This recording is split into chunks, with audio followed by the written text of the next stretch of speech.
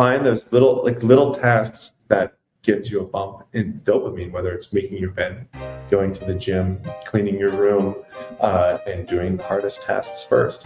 You are now tuning in to the Roughnecks Podcast with your host, Cole Nixon. Much love. What's up, everybody, and thank you for tuning in to today's episode of the Roughnecks Podcast. Before we dive into today's episode, I want to tell you guys about Desert Fox Golf. I've recently partnered up with them, and they have some awesome products that you definitely want to check out. They have something called the Phone Caddy, which is the best phone holder in golf. It comes in many different colors, and they even have ones with funny sayings on it, like, I work to support my golf habit, and it takes a lot of balls to play like me. If you are like me and like to use a golf app while you're playing, then this is the thing for you, because it holds your phone in a convenient location right on the golf cart. They even have a cigar holder attachment for it. One of my favorite things is their drink aid tumblers. They have these awesome 17-ounce stainless tumblers with a screw-on lid to hold your favorite beverage while playing around a golf. They have different versions from the classic swing aid to nurse aid, hunting aid, fishing aid, and my personal favorite design, the Patriot Aid tumbler. Head over to desertfoxgolf.com and use the promo code Roughnecks for 10% off your order. But let's get into today's guest.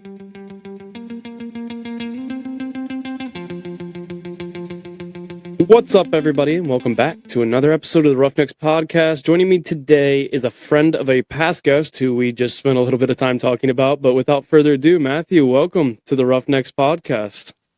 Thanks for having me on, man. It's good to be here. Yeah, like we were talking about, you were a recommendation through Nolan Tucker, who actually still has the highest performing episode of all time.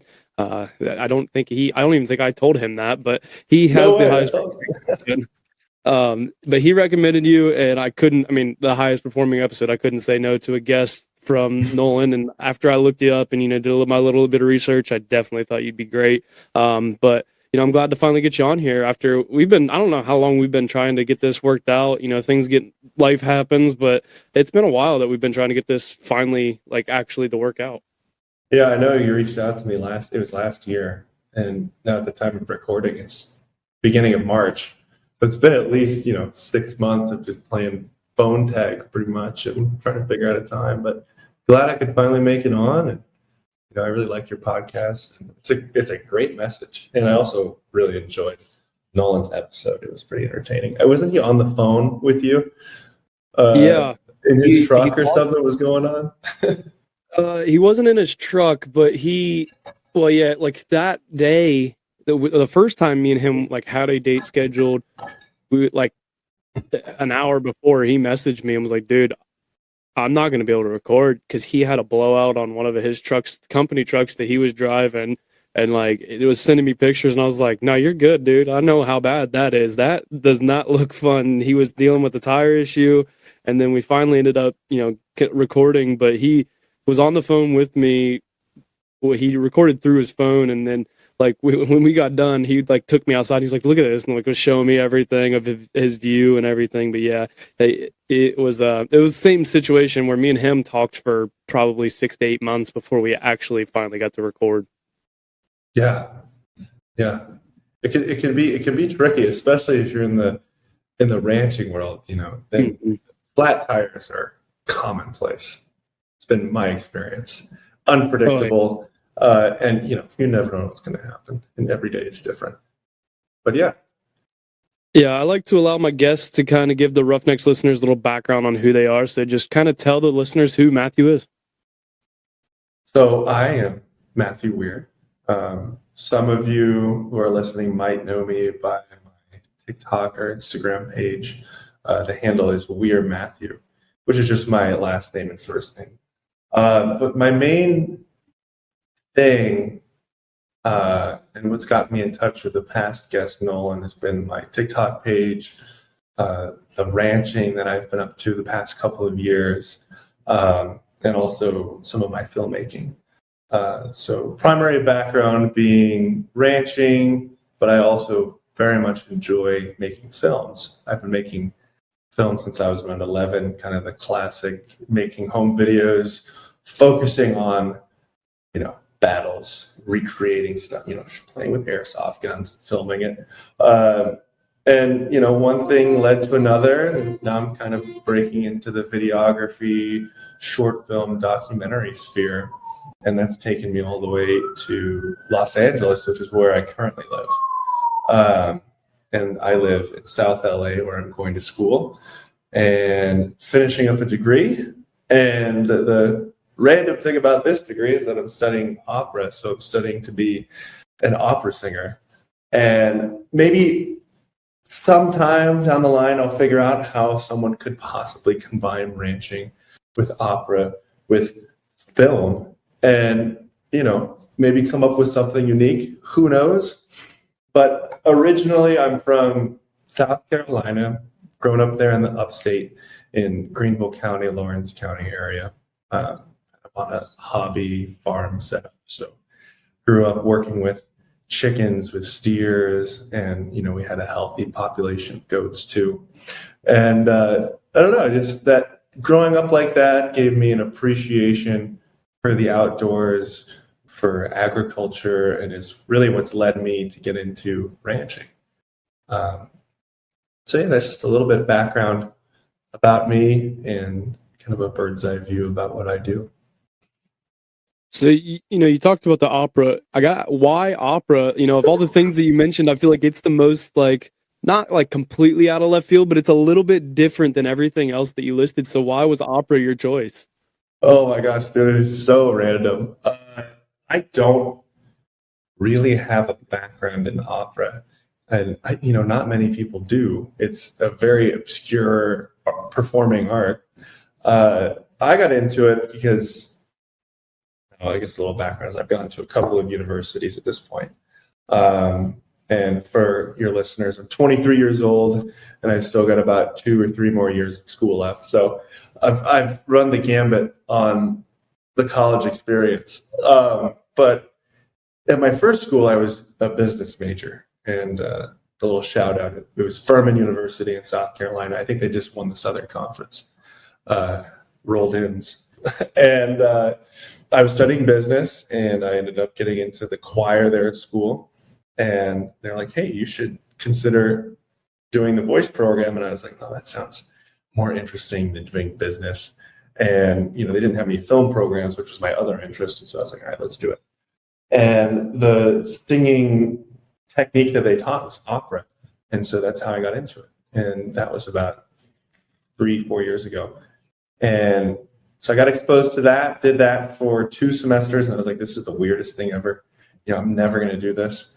I have no real interest in opera. It's just, it's not really my vibe. I like agriculture and, all that sort of thing as well. And so I ended up, my saving grace for that frustration was COVID-19. And that happened, March 2020. And I dropped out of school that semester and started applying to ranch jobs because I saw it, you're in school, you feel kind of stuck, this catalyst comes in, and it's like, all right, this is an opportunity to hit the reset button on my life. And I was like, well, I always wanted to be a cowboy. I think everyone has dreams when they're young of being an astronaut, a cowboy, a fireman, anything like that. And I was like, cowboy. So I started looking up jobs on the internet, and one thing led to another, and I ended up getting an internship at a ranch in Idaho, and started going there, worked there for 2 summers. Then I worked at another ranch in Colorado, and I've lived in both of those states, Idaho and Colorado, and ended up being back in school. But back to the opera thing, during that whole process, I was able to think and reflect on what an opera career could have for me. And I just found that I really enjoy singing a lot. And whether it becomes a career or not, it's kind of an integral part of my personality and what I enjoy. And so I just decided to get back into it and give it another try. So we're kind of in the midst of that.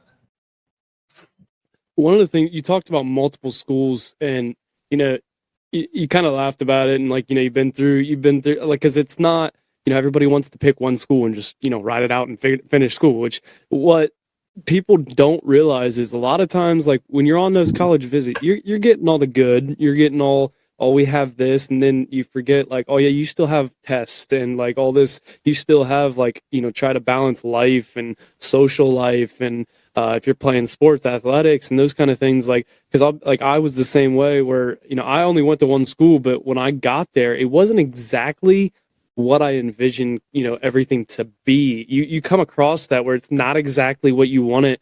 And it's like sometimes, that you might have thought this was going to be the best fit for you, and you realized it wasn't. Maybe, they didn't have the programs you wanted, or you end up switching majors, because that's very common. I switched mine 3 times. It's very common. And like, being at that, I don't know if it's the same school that you're at now, but you found opera through maybe a school that are no longer at. Like, you find things that you like and you don't like. They're not failures. They're just kind of, you learn through it, and you just continue to try and build off of it. Exactly. In life, there's so many games to play in life. There's so many pathways, so many communities that you can be a part of. And the mindset behind all of that, it's just having a curious mind, but also not feeling locked into any particular sect, and just always embracing possibility while also not sacrificing whatever your core values are. And that's what's brought me all the way out here, kind of a crazy journey. But I'm the happiest I've ever been. And, people do say, yeah, ride out the college experience. It's just something you have to get done. Check that box. I feel lucky I was in a position to where I could take a break from school, and it wouldn't be too much of a big deal, a bad thing. And, I think I'm the better for it. Just, you never know where opportunities are going to come from. And so much of it is based off of the relationships that you have and the people that you know and love. But yeah. Oh, relationships are huge. I feel like no matter what industry that you plan to go in or where you are at in life, I mean, this podcast has built some of the best relationships with people, my guests, that I never thought I'd even be talking to. And like, it's introduced me to people that like, I wouldn't think I'd necessarily, get along with outside of like a business type of relationship, if you want to call, recording a podcast a business style relationship. But like, I have social life with some of my guests that I never thought was going to happen, or, I have people that I talk to all the time. But like, how does relationships in like what the industry you're in with the filmmaking and music and, the ranching, all of the things that you do, how has relationships helped you in that aspect? Oh my gosh. Well, I mean, in ranching, it's all word of mouth, all the work that you do. My first ranch job, it's hard to get the first one. If you get to that job, you do well, usually it's a lot easier to get to the next one, and then the next one, and you're established. And it's like, a lot of people know who you are. A lot of businesses are like that, but I feel like agriculture, smaller rural industries are even more so like that. I mean, with relationships, that when I the little thing about me is that I didn't know how to ride a horse like 3 years ago, and I was like, I have to learn how to ride a horse if I'm going to do this cowboy job. And I already like made it sound like, I've had some experience, like I would be totally worth hiring me, even though I had no idea what I was talking about. And so I found this barn that did horseback rides, and I got in touch with the guy that owns it and asked that he teach me how to ride in exchange for free labor. And one of the girls that was an actual employee there went on to work on a ranch in Colorado. And, a year and a half later, I hit her up and was like, hey, I'm looking for a job. Do you know anybody? And she's like, well, you can come work at this ranch in Colorado. And, that's a great example of how those relationships can help you get jobs. And on top of that, meeting people through social media is another tool that I'm still learning how to use and like wrap my head around, because you can connect with, and I'm sure you know about this, is you can connect with people on Instagram and never meet them, and they'll still connect you with people. It doesn't happen all the time, but it does nonetheless. And just trying to figure out how to leverage this new category of online relationships. You have friends, you have family, you have business relationships, and like this whole online category that I'm trying to figure out. But online connections can lead to video gigs, can lead to photo shoots, can lead to modeling, can lead to even more ranch jobs. And I'm navigating that right now, seeing like what my future in that world is going to look like. But yeah, absolutely, relationships key in anything.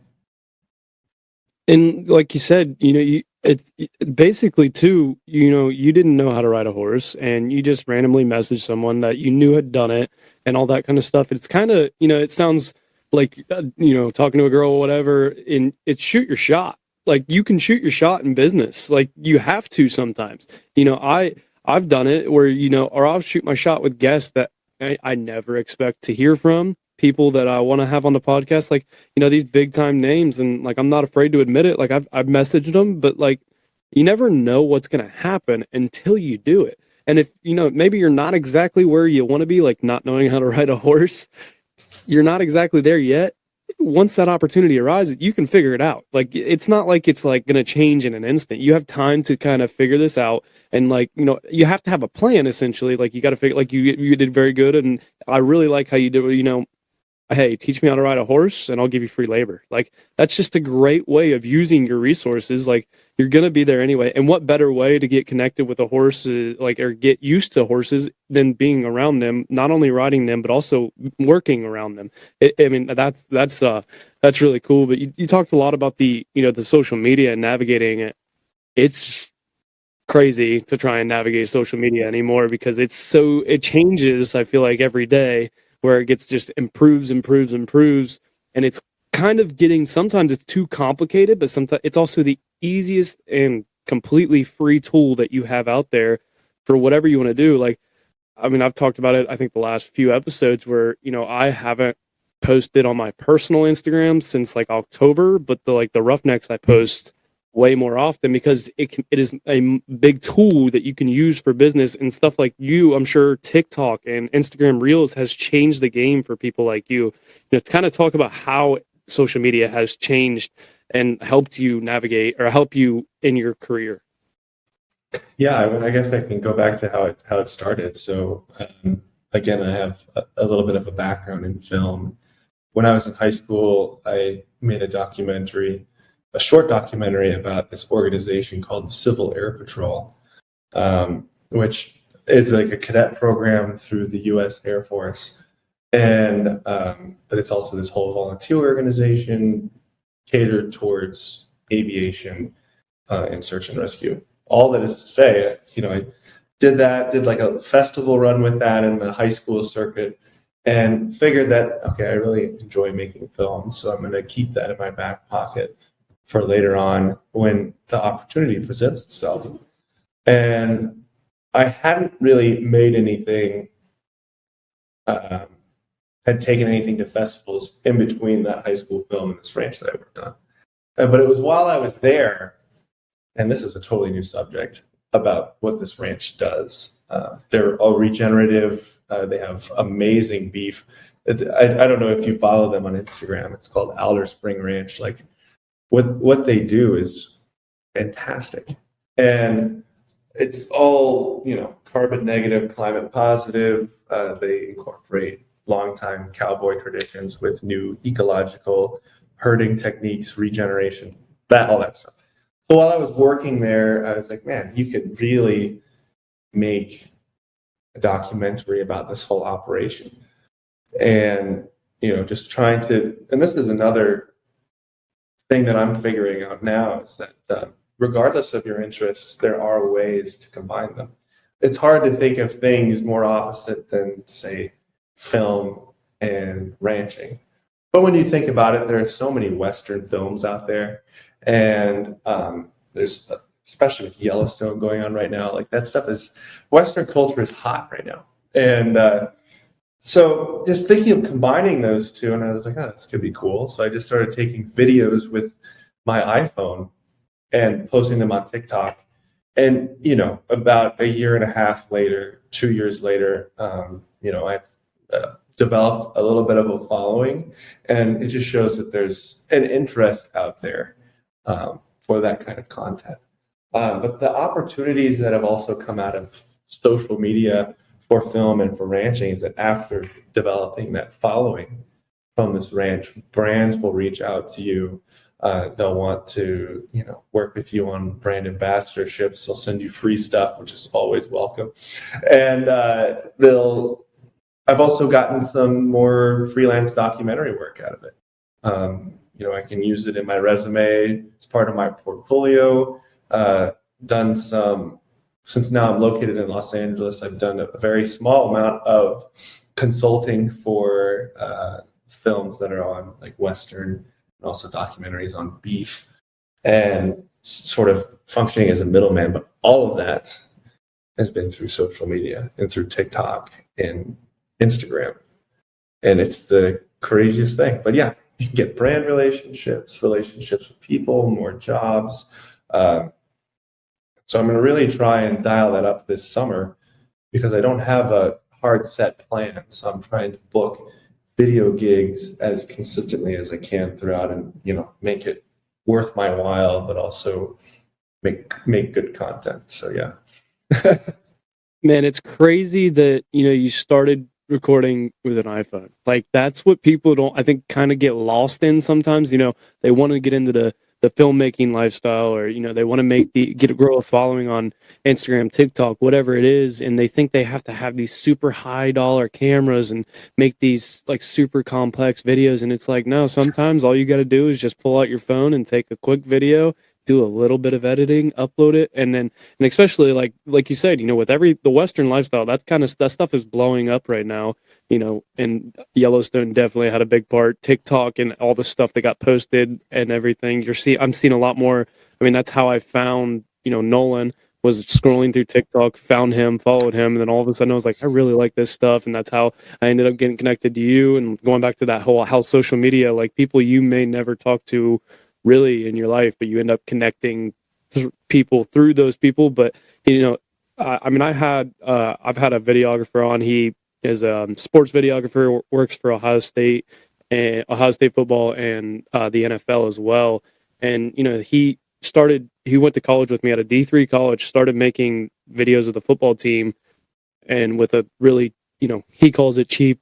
Some people call it expensive, but like the videographer that's now working at the NFL, it was really cheap. And he was like, I didn't know what I was doing. I just turned the camera on and started recording. And that's sometimes all you have to do. That's how you have to start. That's how you're going to learn. And sometimes all you need is an iPhone. Oh, absolutely. Yeah. And I listened to that podcast episode of you and your friend.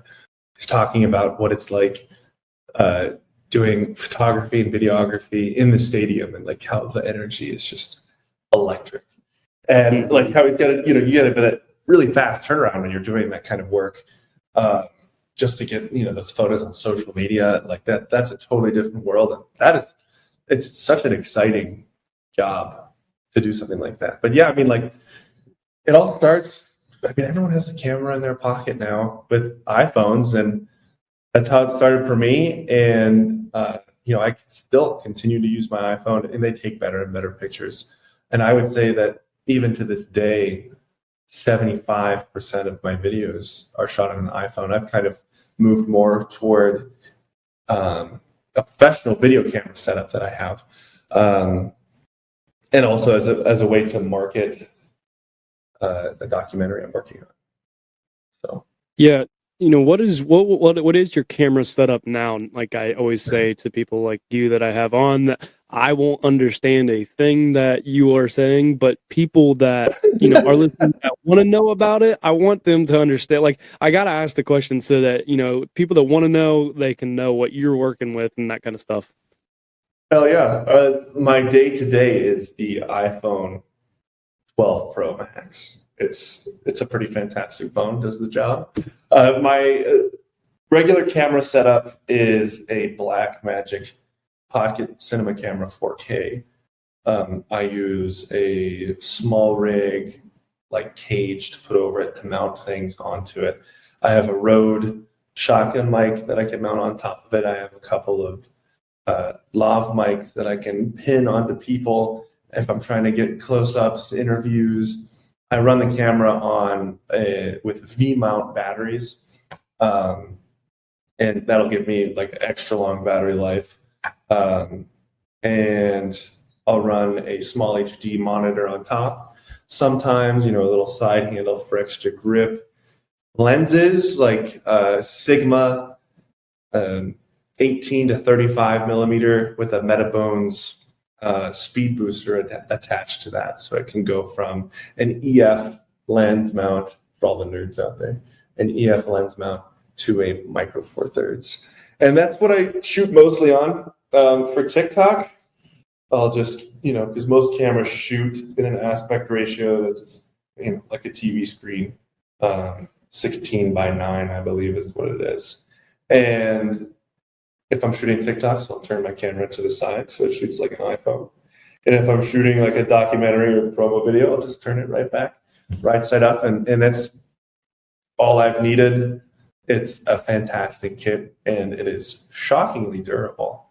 I shot a documentary about that ranch.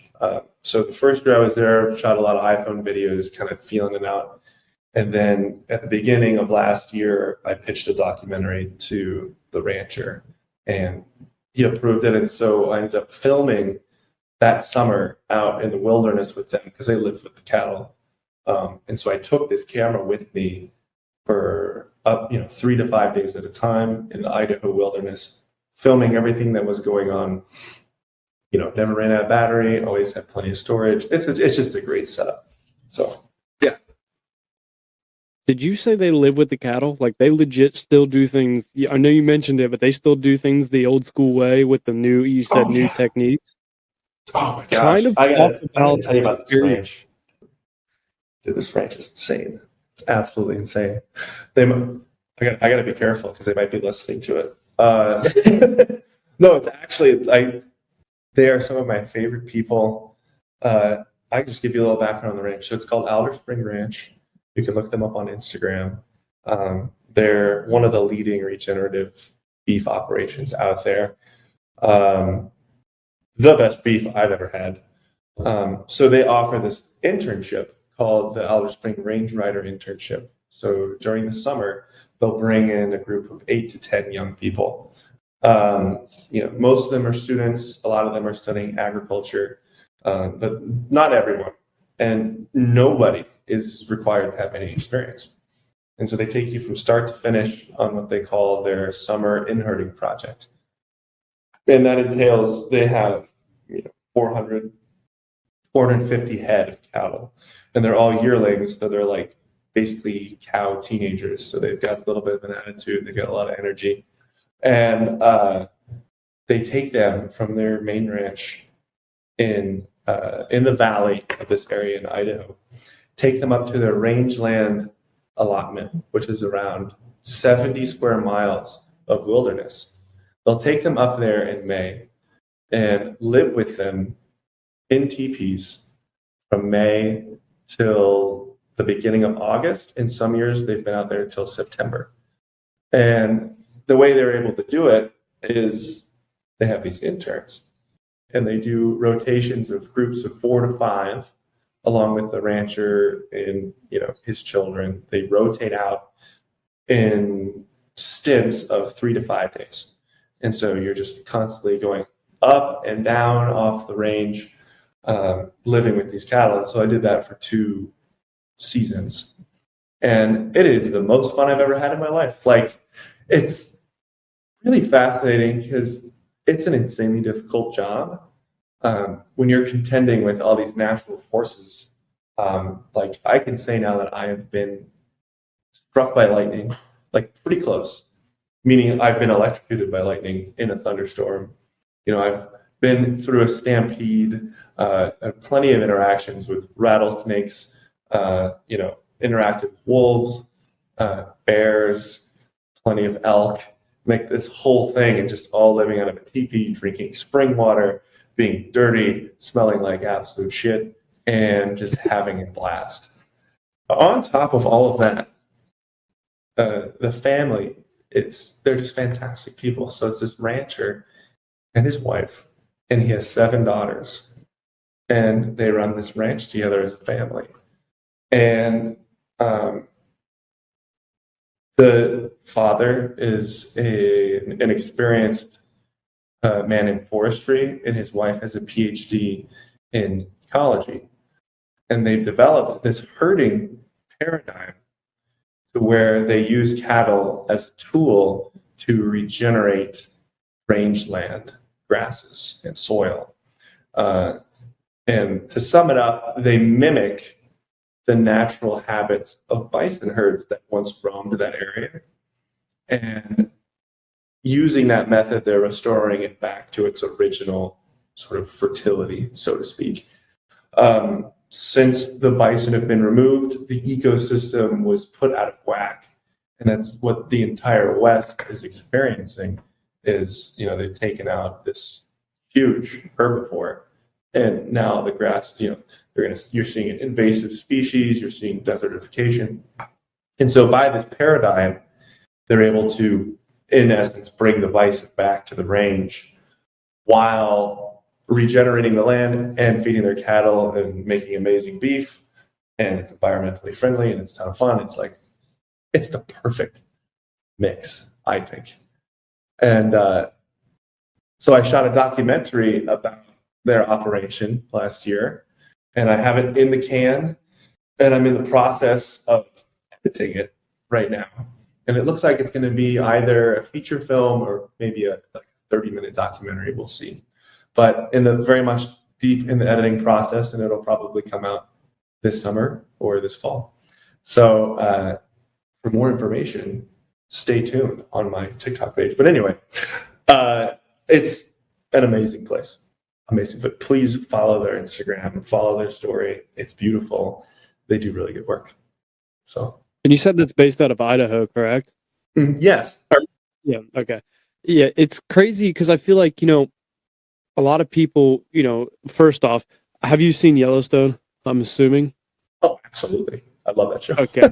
So from the things that you said, and that's what, I think this was one of the questions that I asked Nolan was, how much of Yellowstone is true in like the true ranching life? Like obviously it's a drama, like there's a little bit extra drama because it's a TV show, but like how much of that kind of that lifestyle is true compared to what you experienced? We've only killed a couple of people. We've only used the train station once or twice. A couple of nosy journalists got it, but overall, I would say the most recent season that Taylor Sheridan has come out with is probably the most accurate version that Yellowstone has about that lifestyle. When John Dutton becomes governor and they're contending with, different legal issues, aside from the family just being, dark, when they have these brandings and the community comes out, when they go out and gather the pairs, a lot of that is very accurate. And a lot of the sentiments expressed in that TV show about how these two opposing forces, which you would call progress and tradition, how they go head to head. I think he confronts those two things very well. And obviously it's favoring the more rural, traditional side. But I think he does it pretty well and in a very entertaining way. But the short answer is pretty similar. Just no one's killing anybody. We haven't had any range wars yet.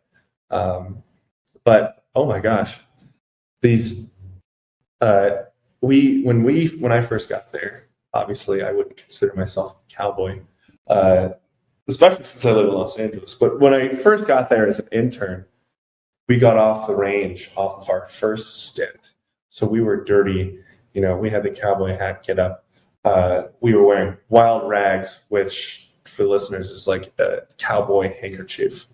And we had the boots, the spurs, the chaps, everything. Came off the range, really dirty. We're like, all right, we look like legit working cowboys. I'm like, okay, here's what we're gonna do. We're gonna go to the local bar and just yuck it up, have a good time. So we show up, we're shooting pool. We've got our big hats on, and this group of guys, they're all wearing baseball caps. They've got hey dudes on, no cowboy boots. These guys are actual cowboys. And they come up to like, what the hell are you guys doing? I'm like, what are you talking about, man? And it's the and I will say that we almost got beat up that night. So in terms of the more violent side of Yellowstone, going to these bars and seeing townies and wannabe cowboys, that's all very real. And people that are actual cowboys do take offense at people that are impersonating. It's not all of them, but we've had some run-ins, and so we had, after that experience, like, okay, we're going to dial it back until we can sort of earn the right to join this community. But yeah, it's a really funny story.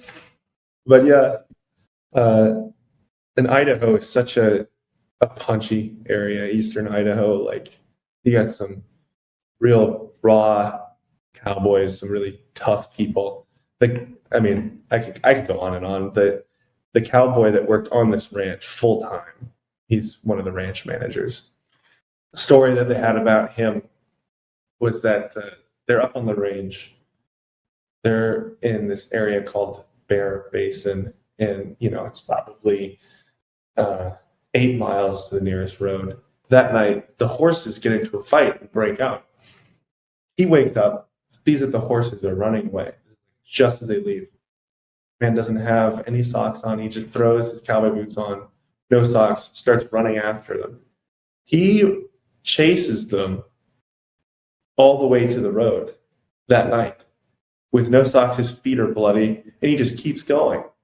And he eventually catches these horses miles away from their camp, and then walks them back up, takes the cattle out, does a full day's work, does it all over again.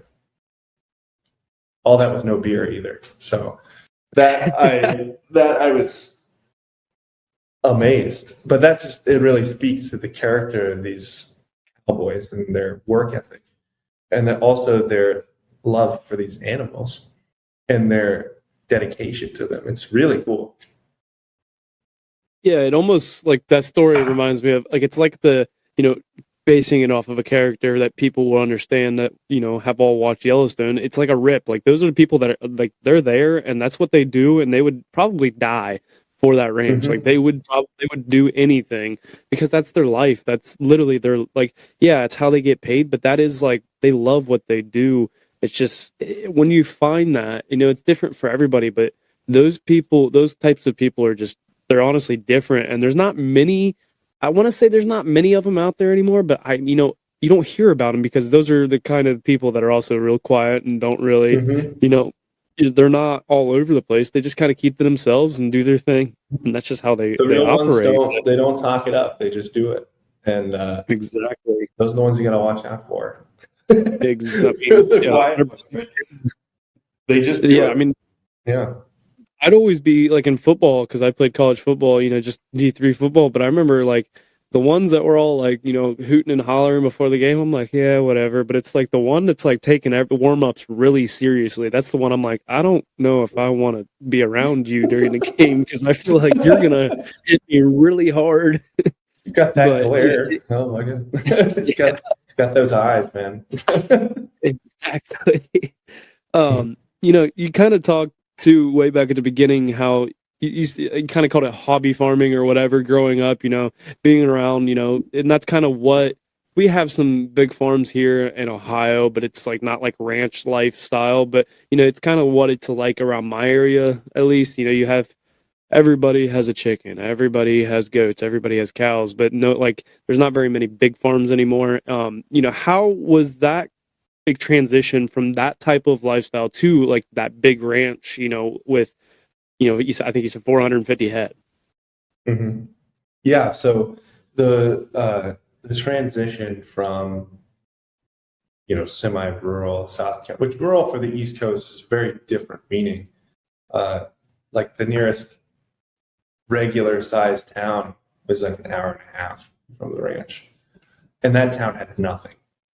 And so like the nearest place that you could get almost anything was like 3 hours away in Montana, Missoula, Montana. So yeah, that transition, it was a bit jarring. I remember when I got there, seeing the difference in people. The culture in the South is very different than the West, and especially in the country like Idaho, Eastern Oregon, Montana. And you can just see it in people's faces, especially folks that work in ranching. Sun beat, hands well worn, and getting into that environment was pretty intimidating. In addition to that, I'm 6'4", and when I showed up to this ranch, this guy has 7 daughters, and their oldest daughter is like 6'2". The next one is like 6 foot, and they're like 5'11". I was like, oh my! And their dad is like 6'8", and their mom is 6'3". And on top of that, these are all very hardworking people, and I was like, what am I doing? Some of the toughest people I've ever seen in my life, and just that transition going from what was familiar to quite literally the wilderness was pretty jarring, and was something that I absolutely loved. And to top that, though, I would say that even more traumatic than that is probably moving from that wilderness in Idaho to Los Angeles. That was my next question. It was, what was that transition like? Because you went from like somewhat rural, and then to like completely kind of middle of nowhere to LA, which LA is what it is, like, and then how was that, transition to going from, being the cowboy life to the city life, essentially? I will say a lot of people on ranches, mostly guest ranches, a lot of those employees are from the South. I think it's the culture. I think people in the South love, not that they don't elsewhere, but there's a big equestrian culture. Even though it's pretty far removed from Colorado and Texas, like, South Carolina, Alabama, Georgia, there's still rodeos down there. People absolutely love that stuff. And so I would say it's a little bit more compatible between those two places. But going from Idaho to Los Angeles, it's like a different planet.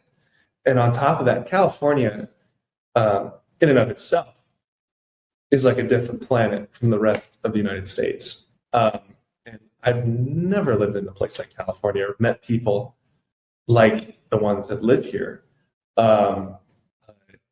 It's the whole gambit of people. There's a substantial ranching culture, Central Valley, and also I would say, closer to the Nevada state line.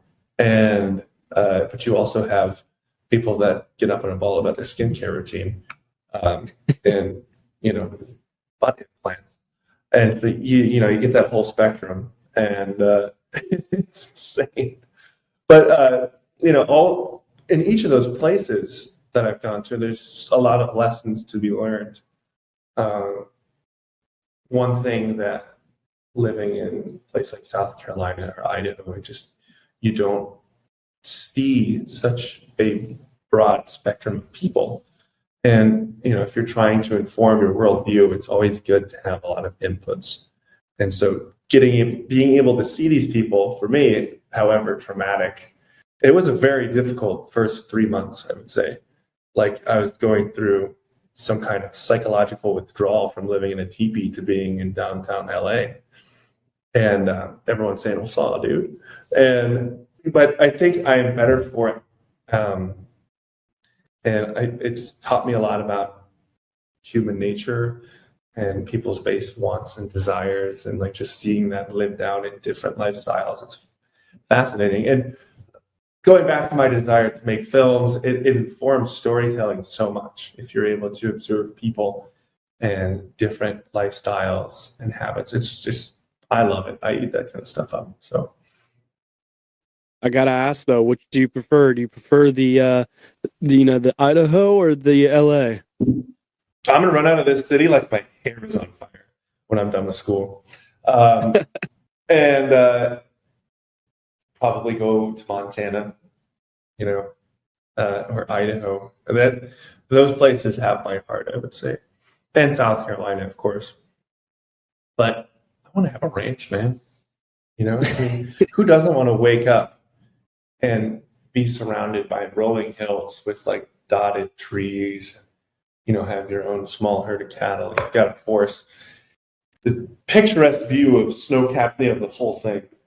That's what I want. That's the dream.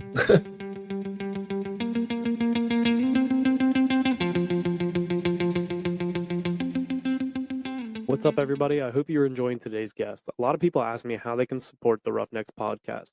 So I wanted to take a quick break to tell you the best way to support the podcast is to buy and wear merch. We have merch available on our website, from hats, t-shirts, long sleeves, sweatshirts, and even coffee cups. There are even youth sizes available for the kids. Head over to roughneckspodcast.com and make your purchase today. Thank you for all the support, but let's get back to today's guest.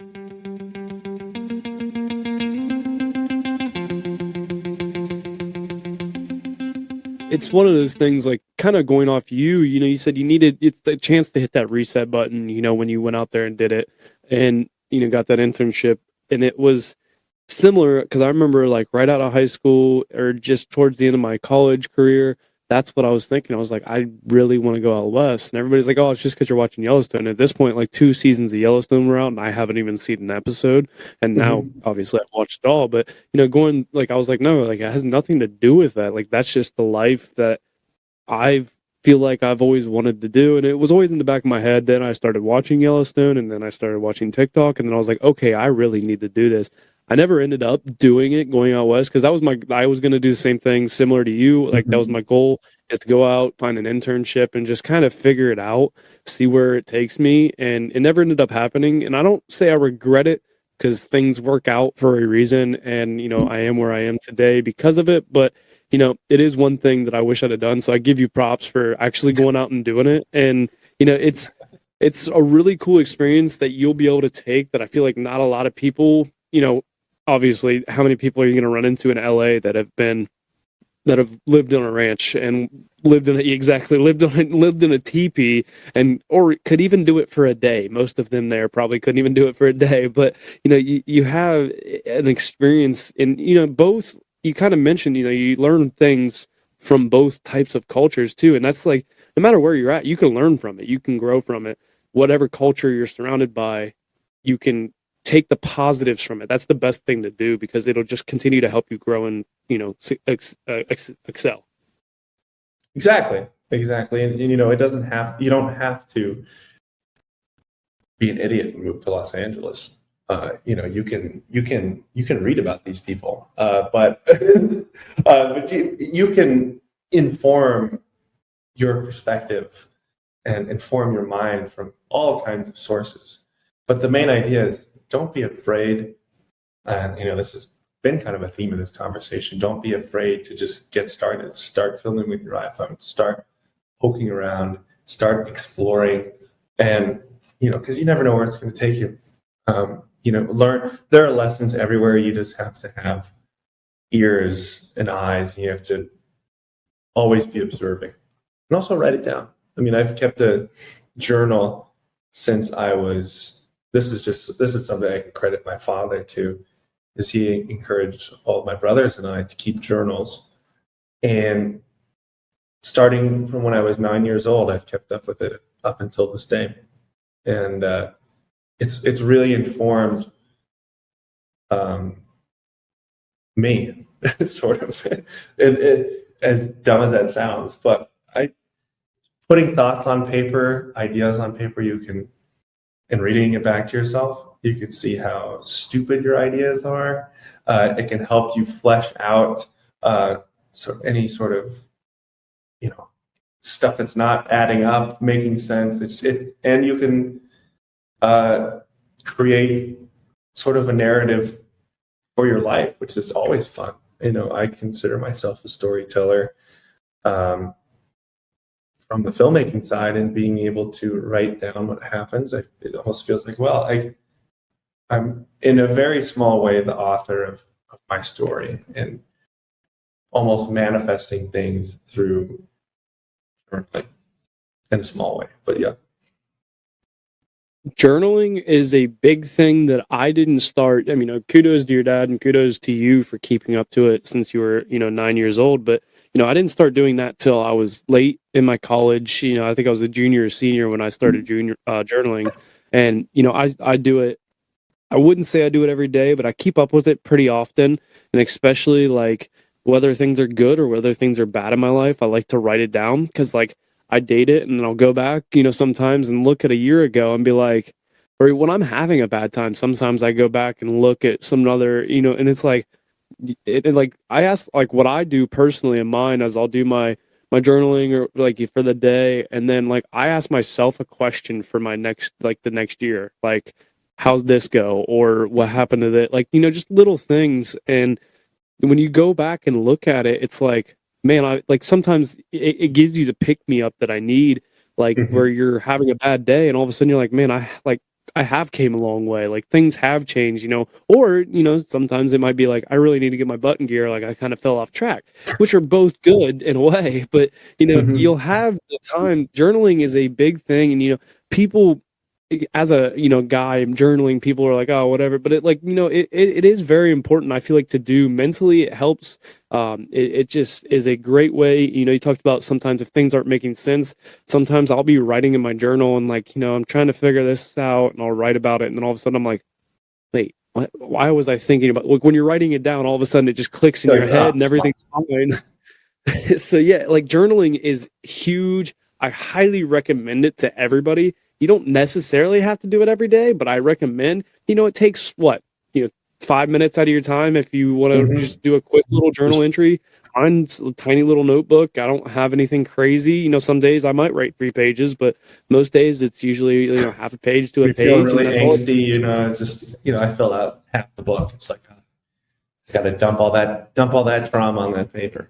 And sometimes like that's what you need to do. And like, it just kind of gets that stress or, gets, you're feeling a little anxious, whatever it is, it kind of helps with that, I feel like. Oh, absolutely. Absolutely. And creating a mental map of progress has been great. Like at the end of the year, I always try and read all of my journals leading up to that point.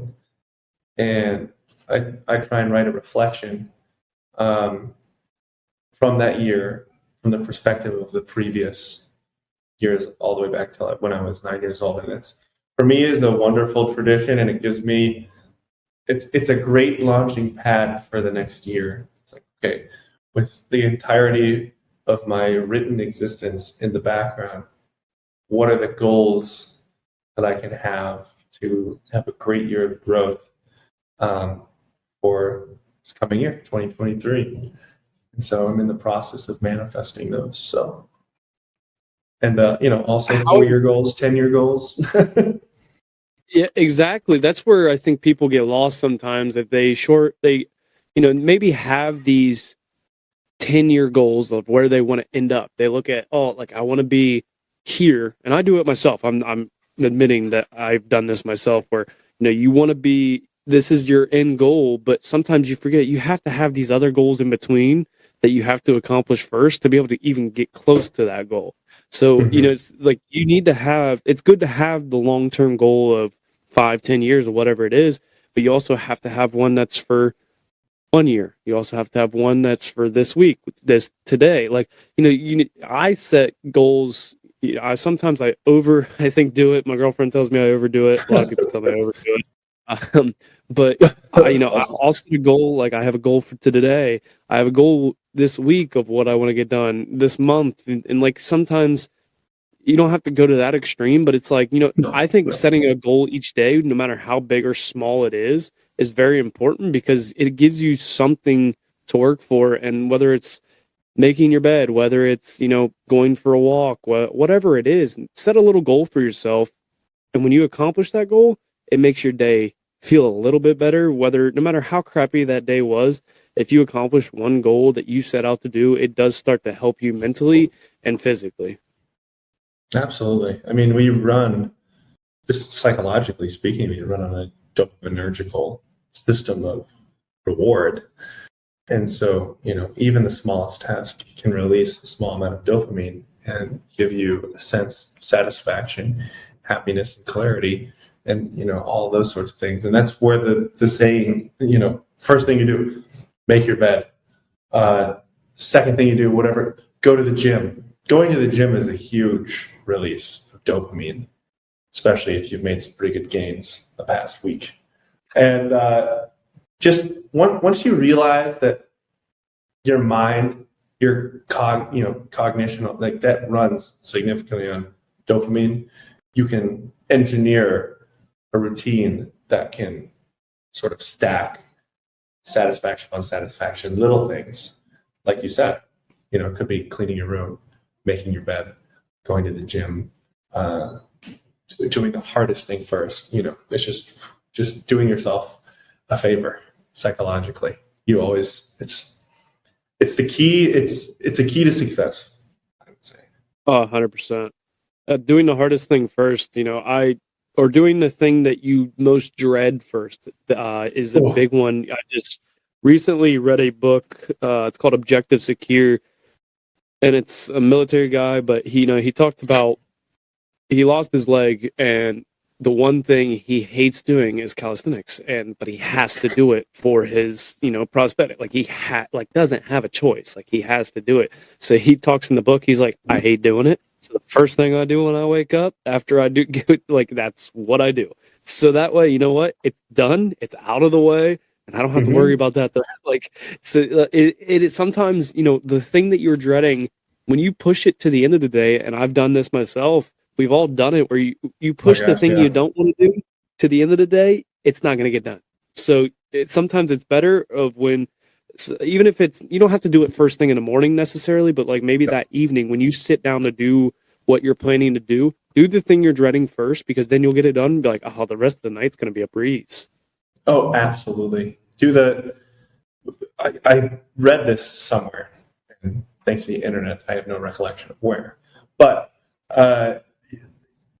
they say early and I've experienced this, so I can say it's true for me. In the morning, your mind is the most active. That's the time when you do difficult tasks, creative tasks. So if there is a time to do the hardest thing, to have that difficult meeting or write that shitty essay you've been dreading, do it in the morning. In the afternoon, you can, reserve that for more mundane tasks, repetitive things. And in the evening, sort of winding down. Could be reading a book. For me, it's scrolling through TikToks, which, I'd love to read a book, but some nights I'm just a little bit too lazy for that. And you just gotta, what helps me is taking myself out of the day-to-day and trying to think of things in terms of those cycles. Where it's like, if a negative thought comes in, it's like, well, all right, it's the afternoon. I'm trying to write something that requires a lot of creative energy. So maybe that's why I feel like I'm a shitty writer right now. And that helps a lot. It's like, okay, I understand what's going on right now. Maybe I should go do something smaller and try to re-engage that dopamine cycle and then get back to that assignment and just try and power through it. But that for me helps getting through psychological slumps. And I think it's served me pretty well. I'm not perfect at it, but also there's nothing like having a beer at the end of the day. My God. I've fallen in love with it after working on a ranch. And I bet. With shop, like you get your hands filled with splinters. You just go in there, you get a silver bullet, and you just take it out. Just want to cradle that thing. It's a beautiful thing. Yeah. Oh, there's been times, at Fridays, I work manual labor job, and there's been times Fridays where, we're on the way back to the shop. Boss stops on the way back, grabs a 12 pack, and we just sit there. We sit around the truck and just drink real quick, like for a little bit, couple beers, and it's like, this is the most relaxing thing I think I've ever done. Like after a long day of work, and especially being outside in the sun, when you just grab a beer and drink it and just sit down finally, or even if you're, messing around with some friends or whatever, it's just like you kind of just take a second and just like breathe and finally relax, I feel like. I think one of the best beer work related things was at the end of the day, my boss bought like a 24 rack of Coors Banquets. And this was when I worked in a wood shop. And it was a frustrating day, but we rolled up the shop garage door and you can see the Rocky Mountains from there, which is really cool.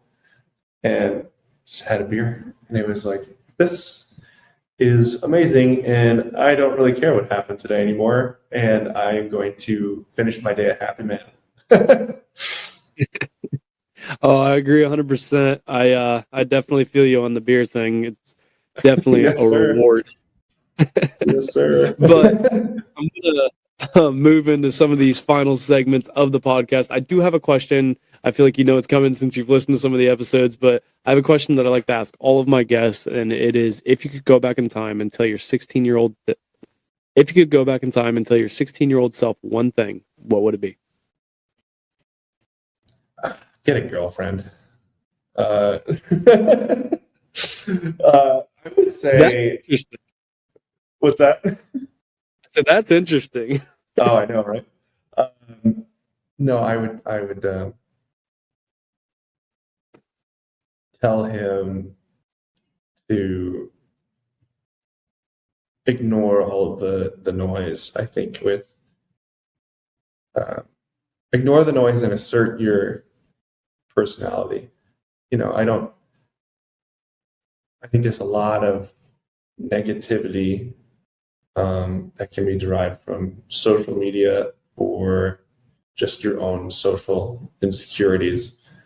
But figuring out how to differentiate yourself from negative thoughts and sort of rise above the depths, so to speak, not to be too dramatic, but sometimes you feel like you're drowning. And so getting out of that noise, getting your head above water and finding clarity, like I would just give myself an encouraging word and say that doing a lot of things right.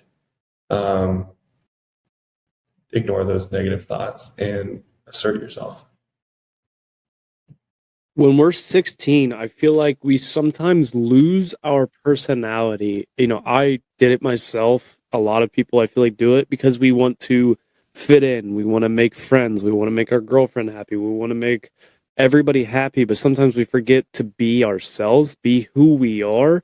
And it's the thing I always say about this, like the answers to a lot of these questions is like, yeah, we say it now because we're older and we went through it and saw it, and we had people warn us about it when we were 16 and we didn't listen. It's hard for a 16-year-old to listen, but that's why I like to do it though, because I feel like a lot of times when we talk about these things, it's like, man, I did do that when I was 16 and I'm glad that I figured that out. But also like, I've done it where I've not mentored or whatever, but like, I've had some kids when I was in college reach out to me that I went to go to my old high school and stuff. And I'm like, trying to tell them like the mistakes that I made, like, I don't want you to make them, but I know you're going to make them, but like, I'm just kind of giving you a heads up. So maybe you don't make them as bad as I did.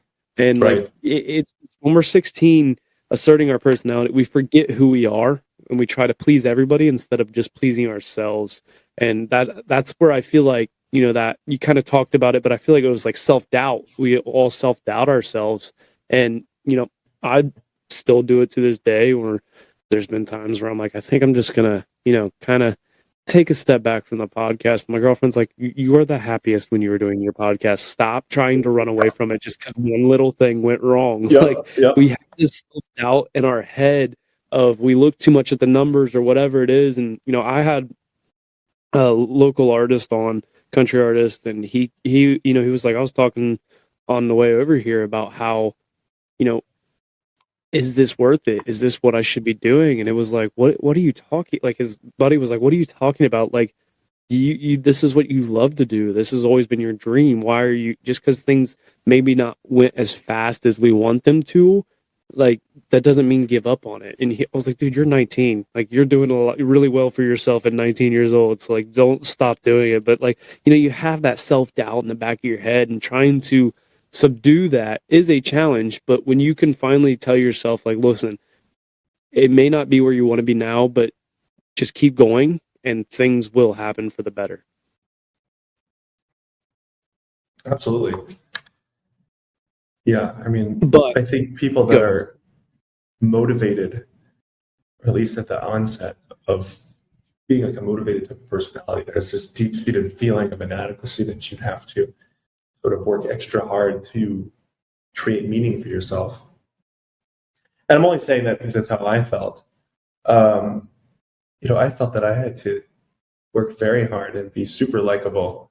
And, none of those are unrelatable feelings. I think everyone wants to fit in high school and just in life in general. But yeah, I mean, you can just get so bogged down when in fact, you're not doing too bad.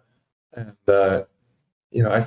in retrospect, I've had a very lucky upbringing. I've had good parents, and they've taught me good values. And, I think not a lot of people can say that. And, so just keeping the eye on the prize, keeping the perspective right, and also taking it easy on yourself occasionally, and having supportive people. Obviously, you need to have good friends. I think someone on the internet said. It's about to be very profound. Your friends are a reflection of you. So you want to surround yourself with people. If they're not a reflection of you, they're people that you want to be or emulate. And if your friends are not like that, you might want to reevaluate your relationship with them. But I always try to meet people and have friends that I respect and that I feel that they almost outshine me, and they give me something to strive for. And learning from them. And obviously the main point of having friends for me, at least, is just to have a good time and have people I can just bullshit with. But also on a deeper level, like, my friends really inspire me. Like, wow, you guys are doing some cool shit. I want to do that. And like my buddy Will, who is in a lot of my TikToks. If you follow my TikTok page, he's the guy with the black mustache. He does some amazing things. He is one of the most sociable people I've ever met. And he's just really good at winning other people over to him, to like his cause or whatever. You just can't help but go along with whatever Will is doing. And I've been very jealous of him being able to do that. And so I've tried to emulate that. And he's been a fantastic friend. So having people like that in your life too is amazing. Yeah, your friends are a reflection of you. That's one of the things I remember. First day on campus, first football meeting as a college athlete, we're sitting in there, and the first thing they tell us is y'all, which is you are who you associate with. That was the first thing they ever told us, and it's mainly for the freshmen to learn, like, hey, listen, you're going to be tempted by a lot of things when you're in college. Have fun, but be careful. Like, because you are an athlete. Like, you are an athlete, and especially being in a smaller school, like, the football team was, like, the biggest group on campus, so everybody knew who the football team was and all that stuff. So, like, you got to be careful of who you associate with. And, I remember from the internet, like, you talked about, like, if your 5 friends are millionaires, you're the 6th. Like, that's how it's going to work. Like, who you associate with is who you will become. Because, like you said, your friend, you strive to be like that. because if you surround yourself with better people, people like you said that outshine you, it's going to help you. It's just going to continue to grow you. Like, you're just going to continue to grow up, because you don't like you talked about earlier of how, we like the satisfaction and the reward, and we want to be that person. So like, as we start to move, we start to feel better about ourselves. So we want to be rewarded with how we are, just by catching up to somebody else, essentially. Don't turn into them, because that's where we can kind of get back into that self-doubt and all that other stuff that we talked about. Be you, but learn from them. Take the things that you want to from them and continue to try and, catch to their level in a way, and just continue to grow.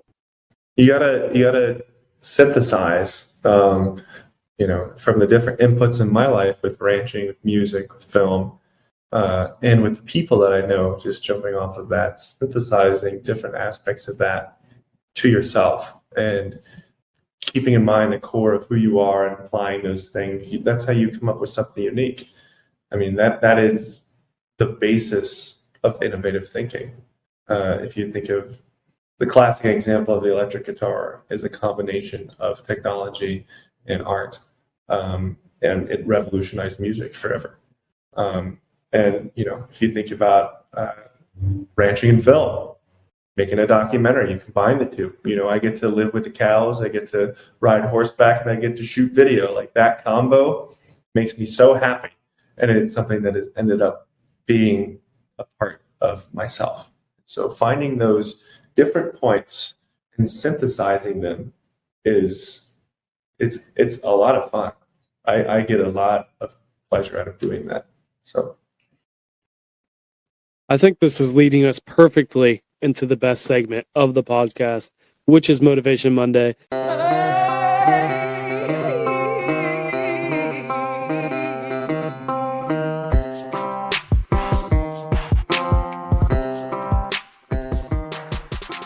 Motivation Monday is the point in the episode where I allow the guests to give the Roughnecks listeners a little inspirational bump to set the tone for their week as they listen on Monday morning. So what do you got for Motivation Monday? Oh my God. I think we've already talked about a few of the motivating factors.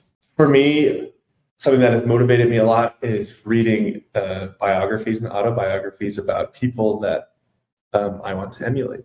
And it could be anybody. For me, the big two are Leonardo da Vinci and Benjamin Franklin. And there's an author by the name of Walter Isaacson who writes a lot about famous figures. Another great one is David McCullough and his work. But Walter Isaacson's writings on Leonardo da Vinci and Benjamin Franklin have been huge inspirations to me. And reading both of those books, writing down traits that these people had in their life, like Leonardo da Vinci, curious, artistic. He tried all different things, from engineering to architecture to painting to flight. And same with Benjamin Franklin, from being a diplomat to being an inventor and scientist, and just an all-around, seems like a pretty cool guy to hang out with. But finding a mentor, alive or dead, someone that you can talk to or not, synthesizing traits that have made them successful to yourself in your own unique way. And on top of that, on a more day-to-day kind of thing, that's definitely the 30,000-foot view, goal-setting kind of thing. On a day-to-day basis, find those little tasks that gives you a bump in dopamine, whether it's making your bed, going to the gym, cleaning your room, and doing the hardest tasks first. And those two things, having the end in sight and doing the day-to-day, and also keeping track of it in journals, creates a lot of satisfaction and keeps the self-confidence high, self-esteem high, motivation high, and it's helped me a lot. So, yeah. And obviously you're doing something right. I mean, you've had a lot going for you, that's for sure. But, you talked about all those things, and, with the books are a good way, you find a mentor, alive or dead, whether you can talk to or not. Books, maybe you're not the most outspoken person to go talk to people. That was me. I mean, I'll be honest, that was me. That was before that's where I'd never, if you'd have told me when I was 20, 21, hey, you're going to start a podcast. I was like, yeah, whatever. I don't go talk to people. I don't talk to strangers. It's just not what I do. I kind of keep to myself. I wasn't a super quiet person, but I wasn't one that was messaging people hey, I know you have no clue who I am, but you want to come on my podcast? Now I'm all about it. But Let's go. but through reading, through reading is one of those things that's where I've learned how to kind of learn how to talk to people. And, obviously you have to do it to really learn, but reading can change things.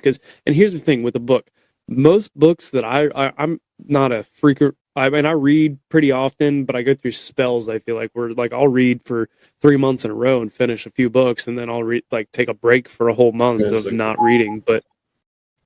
And it's one of those things that you're not going to take everything away from the book, but you might just take that one thing away from that book that all of a sudden you're just wow, that just changed everything.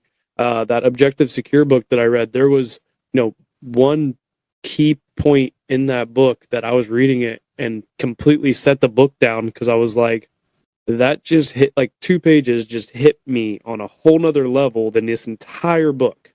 And, I think it's very important to read. I don't like to call them self-help books because that kind of sounds bad, but biographies and the just things that you can learn off of. 50 Shades of Grey, you're not necessarily going to learn how to navigate through life. You might, I don't know. I've never read it. I've just seen a couple of movies, I got to read that one. That's next on the list. But you're absolutely right. Yeah. You got to mix in books that are going to teach you something about life, essentially, because it's good to have entertainment. I'm not saying that, but because when I listen to podcasts, I have a bunch of podcasts that are learning, I'm going to learn, but then I throw in a few comedy podcasts here and there because I'm I need a little bit of switch up. I need some, some time where it's not I feel I'm in class 24/7. I want to be able to laugh and have fun. It's good to have a balance of both, but you definitely need to mix in things that are going to help you learn. Find a mentor, whether they're alive or dead, or you can talk to them or not. I highly agree with that. Yeah, absolutely. And what motivates me, I don't like going to the gym, but what gets me, I love leaving the gym. I feel fantastic. I'm like a total badass, ready for the day. But what gets me to go to the gym is I simply put on my workout clothes. And I'm well, shit, I'm already wearing it, so I might as well go. And it's the little things, man, taking that first step, getting your running shoes on. It's well, now I have to if I really, really don't want to do this, I have to take all this off and put on my day, regular day clothes. And then, but yeah, those first steps, super important. Oh, yeah. I started running with my dog, and what I realized was I couldn't get the leash out because he knew what that meant and got way too excited. So at that point, I was well, it was way too late. Now I have to go. And if I go for a walk, at that point, I'm I'm already doing this. I might as well just go for a run and get this over with. And, sometimes I set my alarm clock across the room. I've actually fell back out of working out, but it is in the process of getting back into it. But it's one of those things of I put my alarm clock across the room because then I have to get out of bed to do it, because that's one of the hardest things to do is to get yourself out of bed if you're doing it in the morning. And when you're out of bed, you're kind of I'm already standing up. I might as well just get ready and go. I at this point, I'm already ready. Just go get it done. And sometimes that's the best way to do it, is just to tell yourself just get up and do it.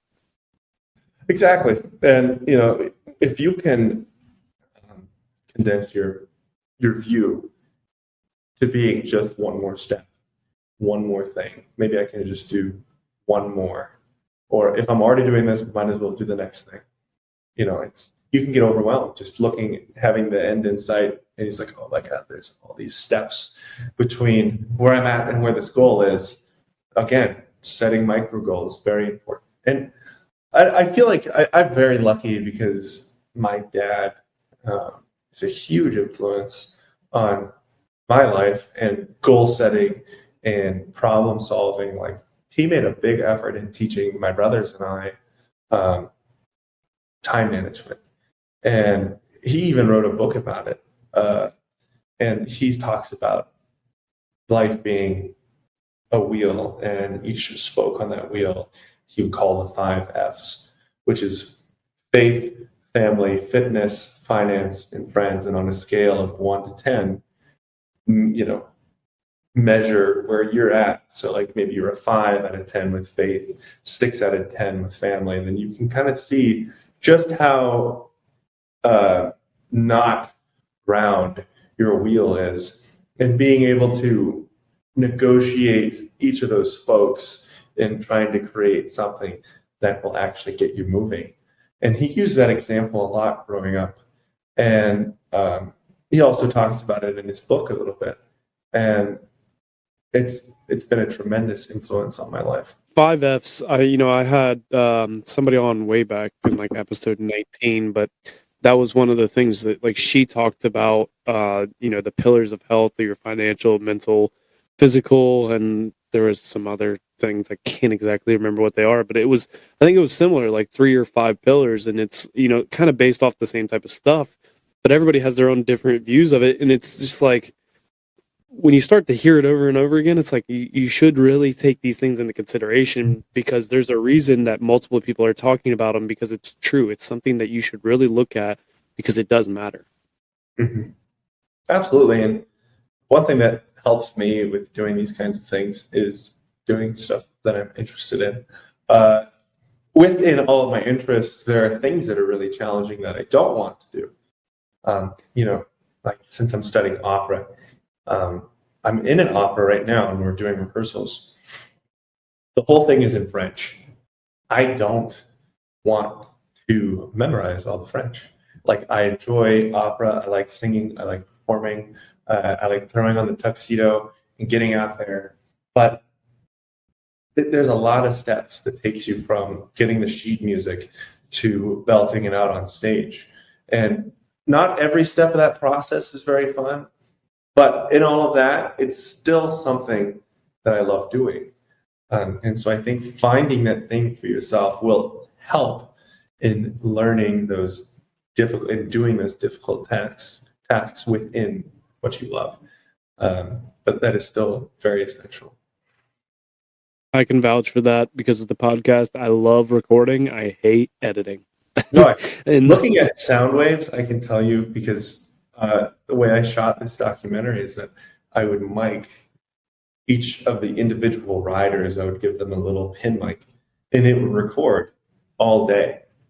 And throughout the day, I'd be filming, and then I would look at the timestamp from when I was filming to the timestamp of the audio clip that I was recording from. So I'd be sifting through, quite literally, hundreds of hours of audio. And audio, if you've ever worked with it, is literally just waves. It's not really telling you anything. It's just saying, okay, it's really loud here, but I don't know what the hell they're saying. And at a point, it's like you just have to knuckle down and do it. And even though I love the process, in hindsight, there's that just shitty editing part. I agree, but man, with that's a wrap on another episode of the Roughnecks podcast. Matthew, thank you for finally coming on. Where can people find and follow you on social media? Yeah, you can find me on Instagram with my name, just Matthew Weir, and same thing on TikTok. My last name is spelled Weir. I believe the actual handle is Weir Matthew. So it's just last name, first name on both. But yeah, find me, follow me. Feel free to DM. I get a lot of questions about how to get involved in ranching, how to get involved in videography. And I try to answer all of them. And I have a lot of fun doing that as well. So yeah, give me a follow, and also follow Roughnecks Podcasts. Yes, sir. And the links to his social media will be in the episode description. So if you want to just go down there and click on that, or you can just go search for it yourself. But a couple quick things before we go. Be sure to send in your questions for Q&A Fridays. Those questions can be about anything and everything. Send those questions over to roughneckspodcast@gmail.com. Also, be sure to sign up for the newsletter on the website. I've been posting some new things through that newsletter, some behind the scenes stuff and some things that not just the everyday social media follower gets to see. Sign up for that. You can sign up for that on the website. But other than that, that's all we have for you today. Until Friday, you guys know the deal. Life is hard and it's going to knock you down just like a bull does to a bull rider. Don't let that bull of life walk all over you. Get up, grab the bull by the horns, and take control of your life. Roughnecks, out.